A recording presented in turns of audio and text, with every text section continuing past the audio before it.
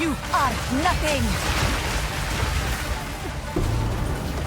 Heed!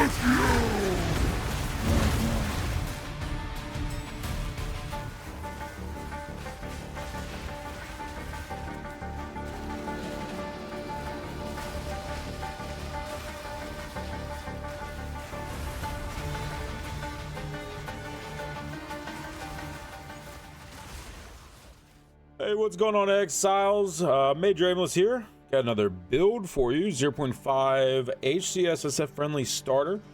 This time with the Disciple of Varashta, or as I like to call her, DJINN. Basically, pretty good build here for HCSSF especially. Very good starter. You don't need any Jeweler's Orbs really at all, so that's massive on the SSF front. Really strong single target. Probably one of the best defensive nodes out there right now as far as ascendancies goes. You also get minions for cannon fodder. So it looks like a minion build. But the command skills in PoE2 act more like abilities. So if you see here, I'll cast an ability, summon my DJINN to throw some daggers in the ground. I can summon my DJINN to do a slam.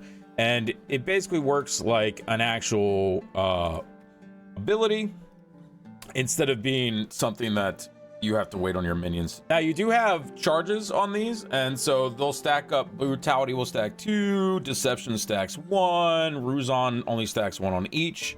And that's really important to how the build plays. So basically, there are a few extra buttons on this one, but it's a pretty fun play style. As you're clearing, you'll just kind of use a combination of the daggers, the slam, and the trap from Ruzon. Basically, you will run around throwing those down. When you get to a rare, you might throw a couple brutalities in the ground and then hit them with a couple slams. Now, the mechanics here are really cool. So brutality is actually going to give us critical weakness on our enemies, and it hits multiple stacks. If you look at how the daggers come up out of the ground, you'll see they come in waves. So as they come up, each wave can hit them and apply critical weakness, which just increases the critical strike chance of anyone targeting that person, right? AKA your minions and your DJINN. Now, Kallari's Deception is extremely strong. So basically, if you do the slam with Kallari, the way it works is you can slam like this and she'll do the slam and stay out there. Now, if you cast it again while Kallari is still on the screen, Kallari will actually slam again, and 2 copies of Kallari will be on the screen at once. And it looks something like this. You'll notice they cast in 2 spots there. Now, what you really want to do is you're actually going to want to make sure you have 3 stacks of these at all times when you're using them, and you want to use all 3 at the same time as fast as possible. And with enough command recharge skill, you'll actually be able to get 4 of these off. And what will happen is you'll get multiple slams with each, and it'll look like this. See how we get double slams over and over again? So that's really massive damage, especially when you couple with brutality for the critical. And then when we're on bosses, you'll actually end up using Pain Offering. So that will give you minion damage. Then you'll put Ruzon's trap down. This functions just like a trap in PoE1. Enemy steps on it, it's going to put a wave of fire, like a fire spout basically in the air. It sits there for, I'm not sure how many seconds, like 10 seconds or something like that. The nice thing is you can actually overlap them. So if you click this as soon as it's off cooldown, you'll see we get 2 of them there. Now the first ones are going to disappear fairly quick. You know, actually they're still there, but if they get triggered, that's a separate duration. So if they get triggered, they'll stay up even longer. But basically, when you go into a boss, you're gonna want to hit Pain Offering, Thunderstorm if it still exists. I'm not sure that it will. And then you're gonna go Deception. I'm sorry, not Deception. Brutality, which is the blades. Stack that critical on them, and then just slam Deception on them. Now, depending on how you do this, you may run into a little cooldown issue. So you want to try and make sure you're doing the correct order and get all your deceptions at the same time so you can maximize the damage on that. As far as gear is concerned, this was a fresh HCSSF start. We went all the way to Arbiter. We killed Arbiter. And the only gear I had was +1 to all minions on my scepter and +1 to all minions on my helm. Now, this build scales entirely off of minion damage and plus the minion skills. So as you can see, our gear was fairly abysmal, I think is the word I'm looking for here. But still do a lot of damage. And obviously you can get much better gear than what I'm running here. I don't even have minion skills on my amulet, so let alone the minion that you can get on your focus from using abyss crafting. So obviously you can get a lot better gear. Basically you're just going to go full ES. So you can see we got about 10,000 energy shield. I didn't go CI with this. You can if you want. That's completely up to you. I just felt like it wasn't necessary, and I ended up getting some decent chaos res gear as I went along, so I just kind of leaned into the chaos res of it all. But you just really want to go for high ES. Okay, everything that's not a minion stat for you is basically a defensive stat. So as much ES as you can get, you can slam some life on there. Now with 0.5, we are going to have new modifiers for rings and I believe ammies that are minion oriented. So keep an eye out for those. Anything minion damage gives us damage. So yeah, make sure you're keeping an eye out for those. Could be pretty big upgrade for us come 0.5.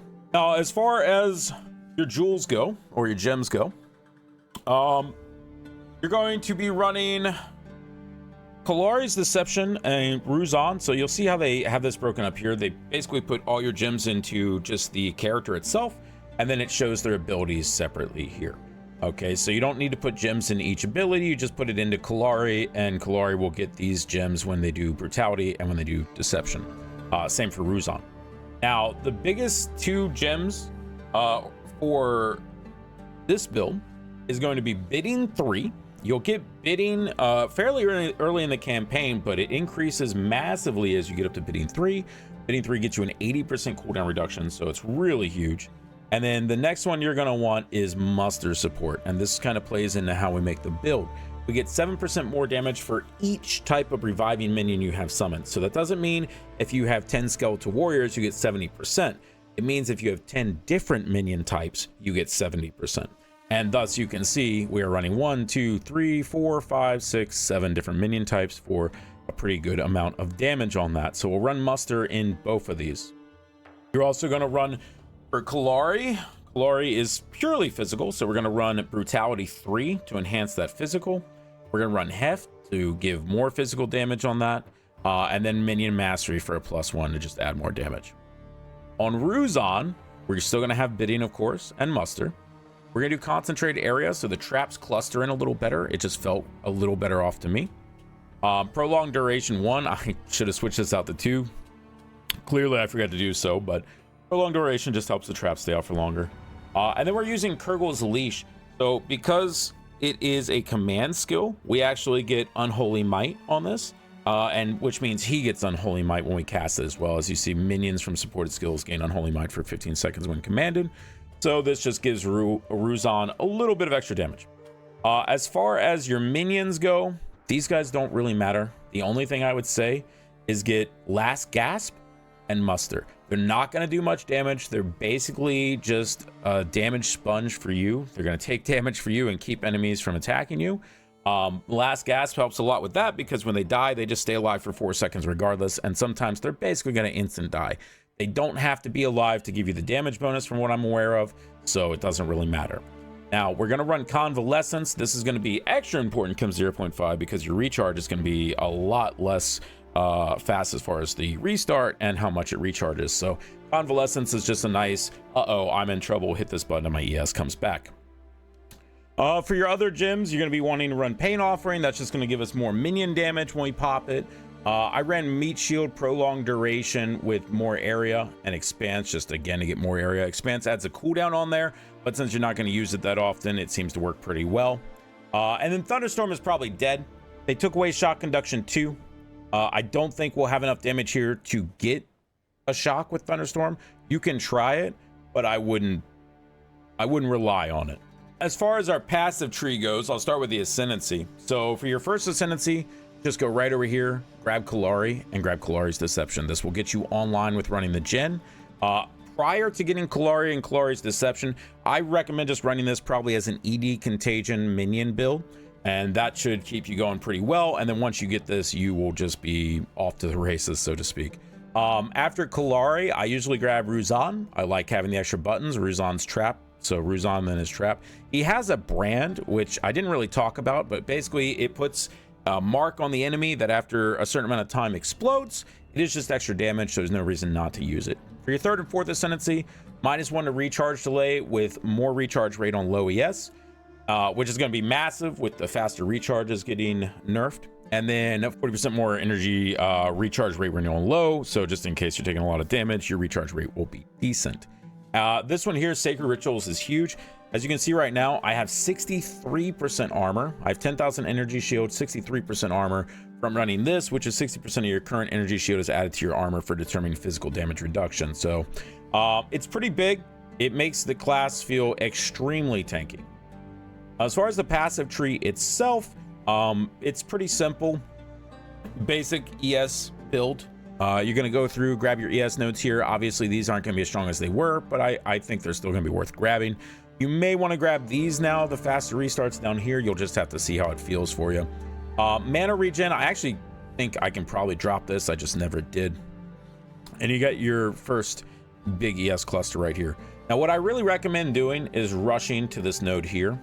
This cluster is at your command, and it's a command node cluster. So mainly this right here is going to be 40% cooldown recovery rate for command skills. This plus bidding 3 is exceptionally huge, but even with low bidding support, it's going to make it feel a lot better for leveling.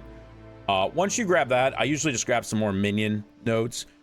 You have Reservation up here, and it gives everyone gigantic. You have Reservation up here. And remember, the Reservation lets us have more minions. More minions equals 7% more per damage per for our Jinn. The minions are gigantic, does work for the Jinn. I did try this before with gigantic as a support gem, but this time around I did it like this, and I think I like it a little better. You have an ES node up here that you're going to grab. More minion damage nodes over here. And as you can see, I even went so far as to go up this node. There's a 16% damage here that I was going for. I just didn't get it before we finished with Arbiter. Over on this side, this is a really good one for us. Minions break armor equal to 3% of physical damage dealt. As we said, Kalari isn't completely physical, so this is going to be really strong for the build once you get that online. And then you get more ES up here. And like I said, if you want, you could stretch over and grab Chaos Inoculation. It would not be too hard to do that. That's pretty much the build. Hopefully I went over everything that you may have questions about. Like I said, this is an extremely strong league starter, very strong for any league, but especially if you're looking at SSF or HCSSF, extremely tanky. You don't need Jeweler's Orbs, so you don't have to worry about that with SSF, which means your build is just going to come online that much faster, and gear in general is pretty easy to come by for this. Obviously not for me. I was running +2 minion at the end of the day, but you know, hopefully you'll just have a little better RNG. Plus, we're going to have a lot better crafting in 0.5, surely. Guys, I appreciate you guys hanging out, checking out the build. Good luck in 0.5. If you have any issues, questions, anything like that, I stream every day, 8 a.m. PST to about 4 p.m. PST. So stop in, check us out on Twitch, twitch.com/MajorAimless. And yeah, appreciate you guys. Good luck in 0.5 and stay safe out there, Exiles.